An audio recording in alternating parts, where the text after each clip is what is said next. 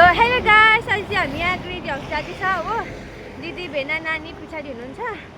अन्त यहाँ चाहिँ आज भेनाको स्कुटी निकाल्नु लागि आएको। हामी चाहिँ पुग्न आँट्यो, यहीँ अगाडि हो। तपाईँहरूलाई पनि देखाउँला। अब अरू त के भन्नु हो। ग्रेडी हाउस चाहिँ उपर हो गाइस। यहाँ गाइसहरू आउँदैछ पछाडि। फेरि हो फुच्ची देखेनौ, ताक्लो चाहिँ यहाँ मजाले चलिरहेछ। सो गाइस हामी चाहिँ यहाँ टक्कै आइपुग्यो हो। अब यहाँ के हुन्छ कसो हुन्छ हो। बिना चाहिँ यहाँ हेन्डसम भएर हिँडिराख्नु भएको छ। हामी चाहिँ आइपुग्यो यहाँनिर।